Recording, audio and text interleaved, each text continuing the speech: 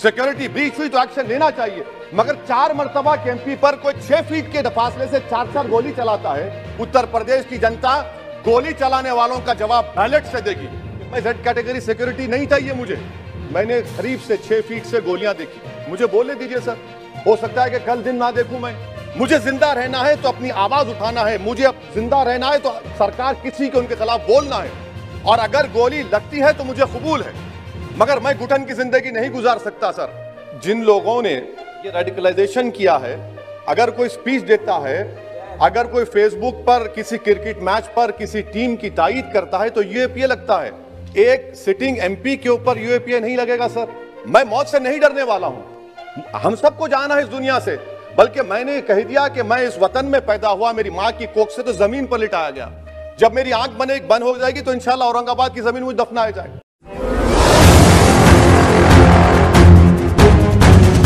Speaker साहब, मैं मुख्तसर से यहाँ पर यह बात कहना चाहूँगा कि मुख्तलिफ सियासी पार्टियाँ मुख्तलिफ प्रदेश में इख्तिदार पर हैं। ये बात आप तमाम को मैं गोशेगुजार कर रहा हूँ कि आखिर ये कौन लोग हैं जो गोली पर भरोसा करते हैं, बैलेट पर नहीं करते।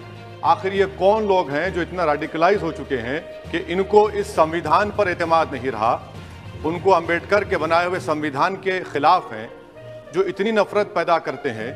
आखिर ये कौन लोग हैं? मैं इसको सियासी गुफ्तगू नहीं करूंगा, ये सबके लिए छोड़ रहा हूं, क्योंकि जहां तक मुझे मालूम कि मैं 2 मरतबा का विधायक हूं, 4 मरतबा का सांसद हूं, और अगर इस तरह से अगर राजनीति आगे बढ़ेगी कि टोल गेट पर गाड़ी रुकती है और 4 राउंड गोलियां चलाई जाती हैं, आखिर इन नौजवानों को ये कैसे रेडिकलाइज हुए?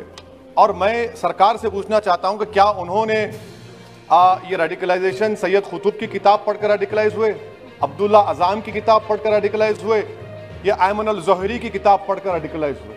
इसीलिए मैंने सरकार से 2015 में कहा था कि इंटरनल सिक्योरिटी डिपार्टमेंट एमएचए में उसमें तमाम मज़ाहिब के लोगों का एक काउंटर रेडिकल सेल बनाइए आप। और सर, ये रेडिकलाइज हो चुके हैं तो भारत की इससे राइट विंग कम्युनिज्म और टेररिज्म बढ़ेगा। मैं आपसे अपील कर रहा हूं कि जो गलती एनडीए 1 में की थी आप वही करने जा रहे हैं। आपको नुकसान होगा, आपकी सरकार को नुकसान होगा, देश को तो, देश की सालिमियत को खतरा तो पैदा हो रहा है। सर, मैं आपके जरिए से सरकार को यह भी बताना चाहूंगा कि जिन लोगों ने ये रेडिकलाइजेशन किया है, आप इस पर गौर करिए, इन पर यूएपीए क्यों नहीं लगाते आप? अगर कोई स्पीच देता है, अगर कोई फेसबुक पर किसी क्रिकेट मैच पर किसी टीम की तायीद करता है तो यूएपीए लगता है।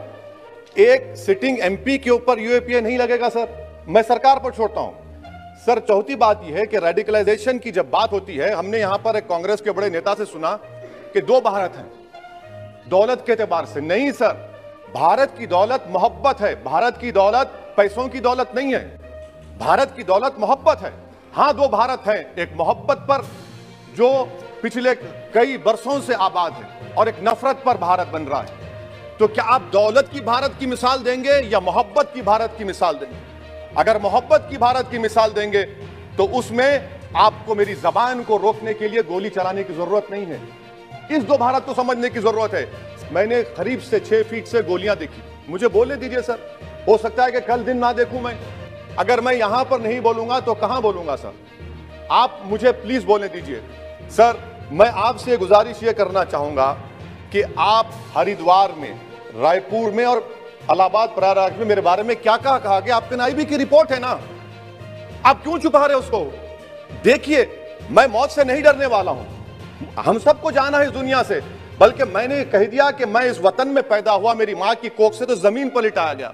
जब मेरी आंख बंद हो जाएगी तो इंशाल्लाह औरंगाबाद की जमीन मुझे दफनाया जाएगा। मगर मैं आपसे अपील करना चाह रहा हूं सरकार से सर, कि जो कुछ बातें की गई हैं उसको देखिए। मैं जेड कैटेगरी सिक्योरिटी नहीं चाहिए मुझे, मैं हरगिज नहीं चाहिए मुझे। मैं 94 से पॉलिटिक्स में हूं। मैं आजाद जिंदगी गुजारना चाहता हूं। मैं घुटन के साथ जिंदा नहीं रह सकता इस दुनिया में।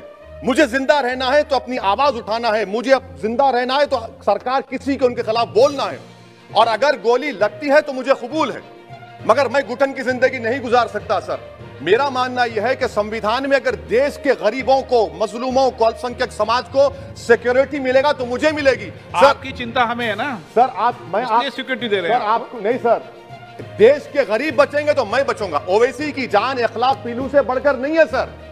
ओवैसी की जान उस वक्त बचेगी जब गरीब की जान बचेगी। इसीलिए मैं आपके जरिए सरकार से अपील करना चाहूंगा कि सर इस नफरत को खत्म करिए, इस नफरत को खत्म करिए और इस पर आप गौर करिए। मैं नहीं लूंगा सिक्योरिटी, मैं जेड कैटेगरी नहीं चाहता हूं सिक्योरिटी।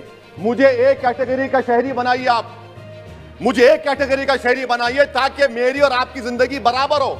जब देश के प्रधानमंत्री पर सिक्योरिटी ब्रीच हुआ, अपोजिशन की तरफ से मैंने कहा था कि गलत हुआ, सब सेकुलर पार्टी के लोगों ने कहा कि ओवैसी तुम क्यों बोले। मैंने कहा नहीं, देश का प्रधानमंत्री मेरा है, सिक्योरिटी ब्रीच हुई तो एक्शन लेना चाहिए। मगर 4 मरतबा के एमपी पर कोई 6 फीट के फासले से 4-4 गोली चलाता है।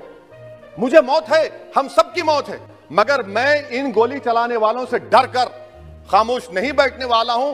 और मैं दुआ करता हूं कि उत्तर प्रदेश में पुरअमन पोलिंग होगी इंशाअल्लाह। उत्तर प्रदेश की जनता गोली चलाने वालों का जवाब बैलेट से देगी, नफरत का जवाब मोहब्बत से देगी और कमजोरों को दबाने का जवाब हिस्सेदारी से देगी।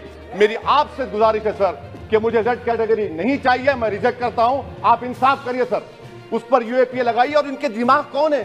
2 लोग रेकी करते हैं, उनको मालूम कि मैं मीरठ किठौर से आ रहा हूं उस टोल गेट पर, और 6 फीट के फासले पर गोली चलाते हैं। तो आप देख लीजिए सर, आप सरकार के हवाले, अगर आप इंसाफ करना चाहें आप इंसाफ कर सकते, मगर रेडिकलाइजेशन आपको नुकसान पहुंचाएगा और इससे राइट विंग टेररिज्म बढ़ेगा। शुक्रिया सर।